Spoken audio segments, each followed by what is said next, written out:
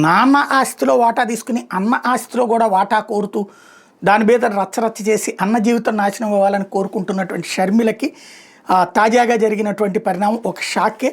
ఈ అంశంలో ఏదైతే నిన్న ఎన్సీఎల్టీ కోర్టు ఇచ్చినటువంటి తీర్పు ముఖ్యాంశాలు ఏంటంటే YS Jaganmohan Reddy, YS Bharathi Reddy classic reality నుంచి ప్రతివాదులు అక్రమ పద్ధతుల్లో షేర్లను బదిలీ చేసుకున్నారు అని తేల్చింది. ఎందుకంటే పిటిషనర్లు తమ పేరిట ఉన్న షేర్లకు సంబంధించి ఎలాంటి షేర్ ట్రాన్స్ఫర్ ఫారాలపైన SH4 మీద సంతకాలు చేయలేదు. చెల్లెల మీద ఉన్న ప్రేమాభిమానాలతో అంతిమంగా చెల్లెలకి చెందేలా తల్లిని ట్రస్టీగా పెట్టి పిటిషనర్లు తమ షేర్లను గిఫ్ట్ చేశారు. కానీ కోర్టులో కేసులు తేలేకే ఇవ్వాలని షరతు కూడా పెట్టుకున్నారు. కనుక దానికి తగ్గట్టుగా ఒరిజినల్ షేర్ సర్టిఫికేట్ను తమ వద్దే ఉంచుకున్నారు. షేర్ బదిలీ ప్రక్రియ కోసం తప్పనిసరిగా పాటించాల్సిన చట్టపరమైన నిబంధనలు ఉన్నాయి. SH4 బదిలీ ఫారాన్ని షేర్ హోల్డర్ల సంతకాలతో తగిన స్టాంప్ డ్యూటీ చెల్లించి సమర్పించాలి. ఒరిజినల్ షేర్ సర్టిఫికెట్లు ఉండాలి. కానీ ఇక్కడ ప్రతివాదులు అవేమీ పాటించలేదు.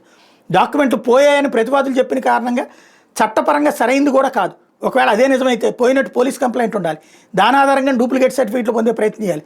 దీనికి ఒరిజినల్ షేర్ హోల్డర్లు సహకరించాలి. ఒరిజినల్ షేర్ హోల్డర్ నుంచి అట్లాంటిది ఏమీ లేకుండా బోర్డు తీర్మానం ఆధారంగా షేర్లను పొందినట్టు ధృవీకరించి చూపించడం న్యాయసమ్మతం కాదని బెంచ్ అభిప్రాయపడింది. గిఫ్ట్ డీడ్లు, షేర్ల కొనుగోలు ఒప్పందాలు ఉన్నా అవి అంతర్గతంగా చేసుకున్న వ్యక్తిగత ఒప్పందాలు మాత్రమే. వాటి ఆధారంగా కంపెనీ రిజిస్టర్లో పేరు మార్పు జరగాలంటే కంపెనీల చట్టం నిర్దేశిస్తున్న ప్రక్రియను పాటించాల్సిందే అని స్పష్టం చేసింది. కంపెనీల చట్టంలోని సెక్షన్ 56(1) ప్రకారం షేర్ ట్రాన్స్ఫర్ చట్టబద్ధంగా జరగాలంటే SH4 ఒరిజినల్ షేర్ సర్టిఫికెట్లు, స్టాంప్ డ్యూటీ చెల్లించిన రసీదు తప్పనిసరని, ఒరిజినల్ షేర్ సర్టిఫికెట్ ఎలాంటి మినహాయింపు ఉండదని స్పష్టం చేసింది. ప్రతివాదులు ఇండెమ్నిటీ బాండ్లు, అఫిడవిట్లు మాత్రమే సమర్పించారని అవి సరిపోదని తేల్చి చెప్తూ వాటిని రద్దు చేసింది.